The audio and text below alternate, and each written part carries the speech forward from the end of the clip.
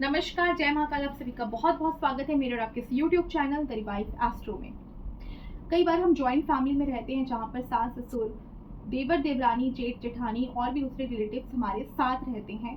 लेकिन कई बार हम वास्तु नहीं करवा सकते उस घर का, क्योंकि सभी लोग एक साथ एक मत हो ज़रूरी नहीं, और सभी लोग इस पर ट्रस्ट भी कर सकें ये भी ज़रूरी नहीं।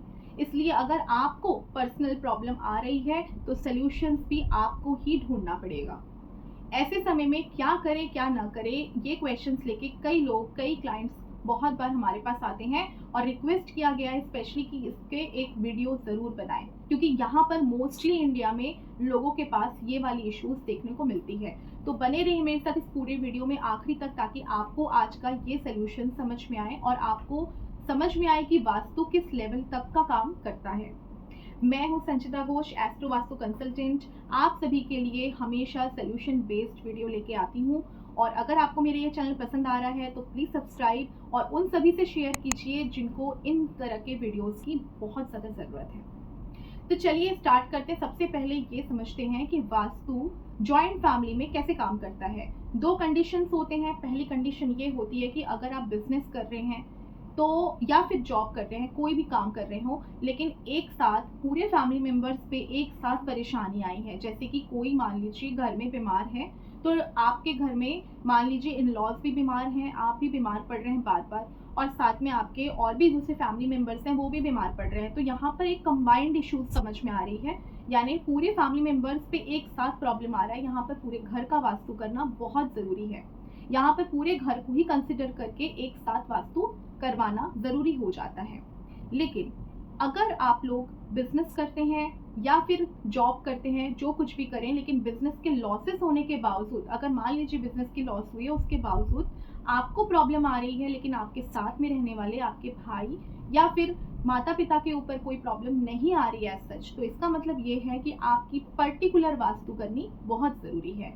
जब पर्सनल पर्टिकुलर प्रॉब्लम्स आती है, दूसरे फैमिली मेंबर्स पे उसका इफेक्ट नहीं आता है, तो ऐसे समय वास्तु करने के लिए सबसे पहला रूल ये होता है कि आपको घर में सबसे एक बार बात कर लेनी चाहिए। अगर घर वाले तैयार हो जाते हैं पूरे घर का वास्तु करने के लिए तो बहुत अच्छी बात है, और अगर नहीं होते हैं तो आप जिस भी फ्लोर में रहते हैं, मान लीजिए आप फर्स्ट फ्लोर में पर्सनली वहाँ पर आप अपनी फैमिली के साथ रह रहे हैं। फैमिली का मतलब है आपकी वाइफ, आपके बच्चे, ये इमीडिएट फैमिली मेंबर्स माने जाते हैं। अगर इनके साथ आप फर्स्ट फ्लोर, सेकंड फ्लोर, जिस भी फ्लोर में आप रहते हैं, उस पर्टिकुलर फ्लोर का आपको वास्तु करवाना चाहिए। कई घरों में ये भी देखा गया है कि आप फ्लोर्स में नहीं, एक ही फ्लोर में अलग अलग कमरे बने हुए हैं, उसमें रहा करते हैं। तो अगर आपको एक पर्टिकुलर कमरा मिला हुआ है, आपके पास फ्लोर का ऑप्शन नहीं है, एक पर्टिकुलर कमरे के हिसाब से आप लोग रहते हैं, तो ऐसे समय में उस कमरे को ही अपना घर समझ के उस कमरे का वास्तु करवा लीजिएगा, क्योंकि वो कमरा ही आपके लिए एक्चुअल आपके घर के बराबर वास्तु का रिजल्ट देगा। जब आप एक पर्टिकुलर कमरे में रहा करते हैं तो सबसे पहले वास्तु कराने के लिए आप जिस भी वास्तु कंसल्टेंट से बात करें, उस कमरे का एक मैप करा के उनको ज़रूर दे दें। मैपिंग आप खुद से भी कर सकते हैं या फिर कोई प्रोफिशिएंट एक आर्किटेक्चर से लेके आप मैप करवा के दे सकते हैं। वहाँ पर सबसे इम्पॉर्टेंट होता है आपका एंट्रेंस। उस कमरे में घुसने वाली जो दिशा है वही आपकी एंट्रेंस कहलाएगी। उसमें जहाँ पर आपका अटैच्ड वॉशरूम होगा वो आपका वॉशरूम का दिशा कहलाएगा। जहाँ पर सबसे ज़्यादा ज़रूरत होता है एंट्रेंस का वास्तु करना, और साथ में जो आपकी वॉशरूम है उसका ट्रीटमेंट करना। किचन का ट्रीटमेंट यहाँ पर नहीं हो सकता, क्योंकि किचन अगर आपका कॉमन है तो यहाँ पर कॉमन चीज़ों को हम कंसिडर नहीं कर रहे हैं, इसलिए किचन का ट्रीटमेंट कंसिडर नहीं किया जाएगा। लेकिन यहाँ पर ज़रूरी है आपके पूजा स्थान को भी देखना। पूजा स्थान अगर आपका एक ही है, कॉमन है, तो फिर वहाँ पे ट्रीटमेंट आपको संभव नहीं होगा, लेकिन आपके कमरे में जो नॉर्थ ईस्ट कॉर्नर होगा वहाँ पर उपाय ज़रूर किया जा सकता है। अगर पैसों से रिलेटेड प्रॉब्लम चल रही है, क्रंचेस आ रहे हैं, सेविंग्स नहीं हो पा रहे हैं, या फिर बहुत ज़्यादा लोन्स के बर्डन है, तो साउथ ईस्ट और साउथ वेस्ट को ज़रूर चेक करवा लीजिएगा।